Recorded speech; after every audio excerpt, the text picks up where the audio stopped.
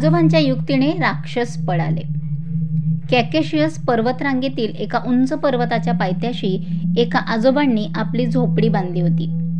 चिकट मातीने व्यवस्थित लिपून काढलेली, सपाट छप्पर, छोट्या छोट्या खिडक्या, छोटंसं दार अशी ती टुमदार झोपडी होती.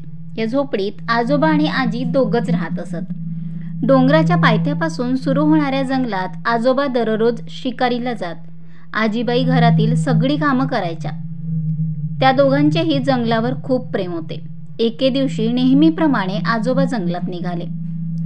थोडे पुढे जातात तोच त्यांना झुडपामध्ये एक ससा झोपलेला दिसला. त्यांना सशाची दया आली म्हणून ते पुढे गेले. थोडे पुढे जातात तोच एका गुहेत त्यांना पिल्लाबरोबर बसलेला अस्वल दिसला. मग त्यांनी अस्वलाची शिकार न करण्याचं ठरवलं आणि ते पुढे गेले. त्याच जंगलात काही दिवसापूर्वी काही राक्षस राहायला आले होते. सगळं जंगल आपल्याच मालकीचं आहे असं त्यांना वाटत होते.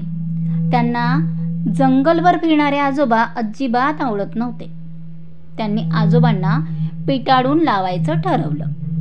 खूप विचार केल्यानंतर त्यांच्यातील एका अक्राड विक्राड पाकपाक नावाचा राक्षस उभा राहिला. तो म्हणाला, मी त्या म्हाताऱ्याकडे जातो आणि त्याला झुंजीसाठी आव्हान देतो. जो झुंज हरेल त्यानं जंगल सोडायची अट घालतो. सगळ्यांना ही कल्पना एकदमच आवडली. आजोबा जिंकणारच नाहीत अशी त्यांना खात्री होती. पाकपाकने लगेच आजोबांना गाठलं. तो त्याच्याशी ठरल्याप्रमाणे बोलला. आजोबांनी थोडा विचार केला. ते म्हणाले, ठीक आहे, पण त्याआधी तुला माझ्या लहान भावाबरोबर झुंज करावी लागेल. त्या झुंजीत जिंकलास तर ठीक आहे, नाहीतर उगाचच माझ्या हातून तुझ्या बरगड्या तुटायच्या. असं म्हणून आजोबा पाकपाकला अस्वलाच्या गुहेजवळ घेऊन आले. पाकपाक लगेच गुहेत शिरला. गुहेत काहीतरी आवाज आला म्हणून अस्वलाला जाग आली. त्यानं गुहेत घुसलेल्या पाकपाकला जोरात मिठी मारून येथेच चोप दिला. गुहेतून धुळीचे लोटाच्या लोटा बाहेर पडू लागले. शेवटी अस्वलानं पाकपाकला एकदम गुहेच्या बाहेर फेकलं. बाहेर पडल्या पडल्या पाकपाक उठला आणि पळतच सुटला. आजोबा गुहेच्या बाहेरून ही सगळी गंमत बघत होते. पाकपाक कसा बसा घरी आला. तो खूप घाबरला होता. त्याचं सगळं अंग सोलून निघालं होतं. त्यानं हा सगळा प्रकार दुसऱ्या राक्षसांना सांगितला. सगळे पुन्हा एकदा विचार करू लागले. त्यांच्यातला सगळ्यात मोठा म्हणाला, मी त्या म्हाताऱ्याकडे जातो, त्याला माझ्याशी पळण्याची शर्यत लावायला सांगतो. जो जिंकेल तोच जंगलात राहील अशी अटही घालतो. सगळ्यांना ही युक्तीही आवडली. मग ताकताक नावाचा राक्षस आजोबांकडे गेला. त्यांना शर्यतीबद्दल सांगितलं. आजोबा म्हणाले, ठीक आहे, मी लावतो तुझ्याबरोबर शर्यत, पण एक अट आहे माझी. आधी तुला माझ्या मुलाबरोबर शर्यत लावावी लागेल. मग तू किती चपाळ आहेस हे मला समजेल. त्या झुडपात ससा झोपला होता. त्या बाजूला आजोबा ताकताकला घेऊन गेले. त्यांनी एका टोकदार काठी घेतली आणि सशाच्या अंगावर फेकली. ससा किती घाबरट असतो हे सगळ्यांनाच माहीत आहे. अंगावर काठी पडल्यावर ससा घाबरला आणि जोरात पळू लागला. तो मध्येच उडी मारायचा तर मध्येच झुडपातून पडायचा. त्यामुळे ताकताकला काहीच समजेना. शेवटी ताकताक अगदी दमून गेला. त्याला पळणंही अशक्य झालं. तो कसाबसा घरी पोचला. त्याला कितीतरी वेळ काहीच बोलता येत नव्हतं. खूप वेळाने त्यानं झालेला प्रकार दुसऱ्या राक्षसांना सांगितला. आजोबांना पळवून लावण्याच्या सगळ्याच योजना कुचकामी ठरत होत्या. शेवटी सगळ्यात बलवान राक्षस उठला. त्याचं नाव होतं माकमाक. तो म्हणाला, मी आपल्या आजोबांनी दिलेली खूप जड असलेली गदा घेऊन म्हाताऱ्याकडे जातो.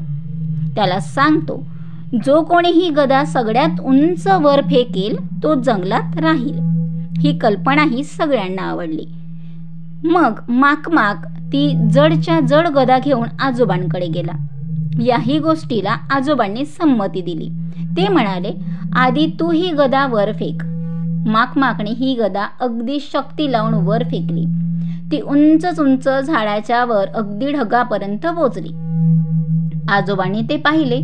गदा खाली पडल्यानंतर माक माक आजोबांना म्हणाला, आता तू फेक ही गदा. आजोबांनी गदा हातात धरली. एवढी जड गदा त्यांना उचलणंही शक्य नव्हतं. ते फक्त गदेला हात लावून उभे होते आणि वर आकाशाकडे पाहत होते, जणू ते आकाशात काहीतरी शोधत होते. माकमाकला राहावलं नाही. तो म्हणाला, तू अजून गदावर का नाही फेकत? आजोबा म्हणाले, अरे अशीच एक गदा आम्ही मागच्या वर्षी वर फेकली होती, तेव्हा आकाशाला छिद्र पडलं होतं. ते छिद्र मी शोधतोय. कदाचित ढगामुळे ते दिसत नसेल. तू थोडा वेळ थांब. हे ढग बाजूला झाले की छिद्र दिसेल, मगच मी तुझी गदा फेकतो. नाहीतर उगाचच आकाशाला अजून एक छिद्र पडायचं. म्हाताऱ्या, तू काय बोलतोस? माकमाक घाबरला. तो म्हणाला, ही गदा आमच्याकडे अनेक पिढ्यांपासून आहे. ती कायमची फेकून द्यायची नाही मला. अशी गदा मिळणंही कठीण आहे आता. बोलत बोलत तो गदेपाशी आला. त्यानं पटकन गदा हातात घेतली. आजोबांकडून उत्तर येण्याचीही वाट न पाहता तो तिथून पटकन पळत सुटला. तो थेट घरी आला. त्याने इतर राक्षसांना सांगितलं, तो म्हातारा आपली गदा कायमचीच फेकून देणार होता. मी ती घेऊन पळून आलो म्हणून गदा वाचली, नाहीतर आपल्या पूर्वजांची गदा हरवलीच असती. या म्हाताऱ्याच्या नादी लागण्यात काहीच अर्थ नाही. असा निर्णय सगळ्या राक्षसांनी मिळून घेतला.